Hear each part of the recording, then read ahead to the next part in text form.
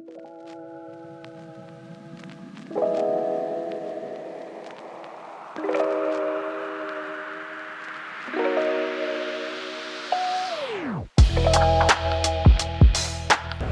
Wanda, welcome. 2024 NADA. We're so happy to have you as a guest here on our podcast. For the record, Wanda and I have known each other for a lot of years. A few years. Probably shouldn't talk about how many. She had the strong, tight Toyota dealership, and I had the Honda store, and we would meet on a monthly basis, other than talking on the phone quite often, to maximize our gross profits, our net worth, and everything else that we can talk about. So welcome, and thank you. Well, if I'm to be honest, whenever we talked, I was mainly trying to find out where you were at your store so I could make sure I beat you. That's right. Which didn't happen all that often because Eric was top level. Well, I may not have beat you in total gross, but maybe net the gross percentage. I may have had you there. You may have. I run an efficient store. Yes, it does. So why do you come to NADA? You know, this is actually my first time at NADA. Good. Very excited to be here. You know, in my role as Director of Fixed Operations, I've been in the role for 4 years. So the opportunity to come and see the different products that are available, learn what's out there, and possibly improve our dealership operations, I was excited for the opportunity. I've not been as excited about all the walking that was required. Just going to put that out there, but I have really enjoyed it. And you also, what you guys have done is a nice job. You came out as a team. Yep. You have how many? 8 maybe with you from the Ourisman group? Well, you know, from the management team, we've got 4 of us here. So we've got our Director of Variable Operations, Don Nichols, the Director of Pre-Owned Operations, George O'Connor, Fixed Operations Specialist, Jeff Lee. So the 4 of us are here from the executive team, the management team. And then we've got a couple of other participants. One of our GMs is here, Kenny Powers. One of our marketing representatives, Courtney Taylor, is here. So I think we've got 6 that I know of. There could be some that snuck in. So. And that's great. And you guys can pick each other's brains and talk about things.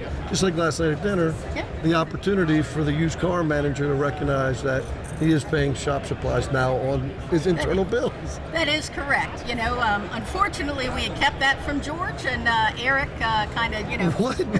Eric blew it up.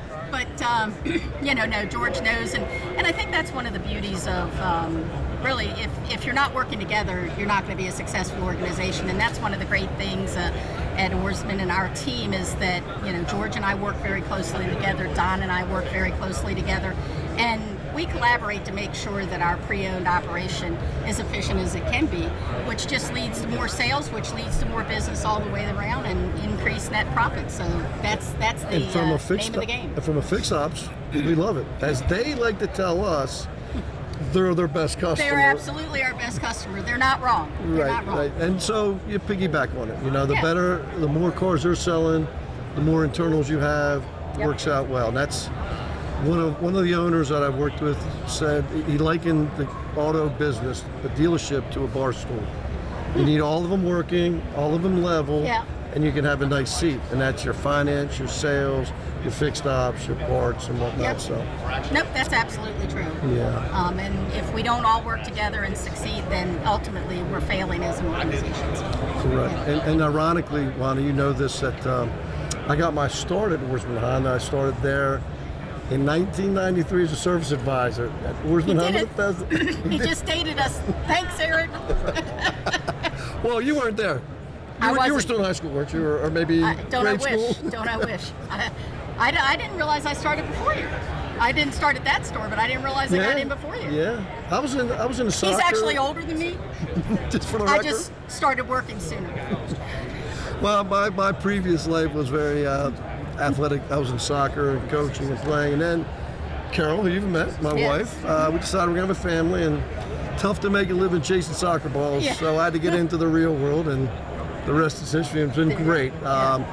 For me, I've been in the retail business for 27 years. In the last 3 years, rounding out 30 years, I've been with this group, and it's neat because I get to work with people that I enjoy working with in a field that I did well in, but enjoy as well. So I appreciate you a lot and your team, and seeing Leo, seeing JP, seeing Kai, seeing all the people that you have on the team, and sometimes when I'm visiting, it's a chance for them to get some stuff off their chest. Yeah. Other times they want to see some different things that we're doing, so it's a good, I view it as, truly as a partnership.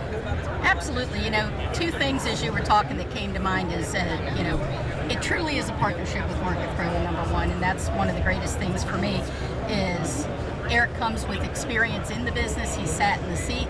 So as they're working through a plan, he understands. He understands it, and he can help the leaders within the department think it through from a real world standpoint to make sure that what we're going to do is going to be successful and bring us the most bang for the buck, if you will. The other thing that came to mind, you were talking about it being a great career, and I think unfortunately a lot of people don't think this is a great industry to get into. Right. It maybe got a bad rap at some point in time, perhaps justifiably, but it's changed, and it is a great career to get into. It is a great way to raise a family, so I hope people hear that and really consider the automotive industry.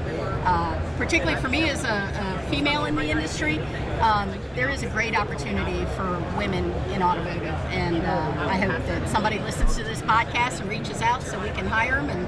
And we've got opportunities, whether it be from technician, management, all the way up. Sure. So there is, I think the automotive industry is the second largest employment and business in the country, not far behind the food industry, restaurants and everything to do with food, grocery stores, all things. So just thinking about it, we were walking earlier today, and I said, see all these people representing all these different things, all about a car. Yeah. It all comes from a car. It does. That's exactly manufacturing right. car, and there's so much business around it. Yep. And you're right, there's a lot of opportunities, and in any career you choose, it's hard work. Yep. There's nothing easy. I don't care if you're in the insurance business or concrete business, whatever you're in, the harder you work, the luckier you get, the better your results are. Yep, that's exactly right.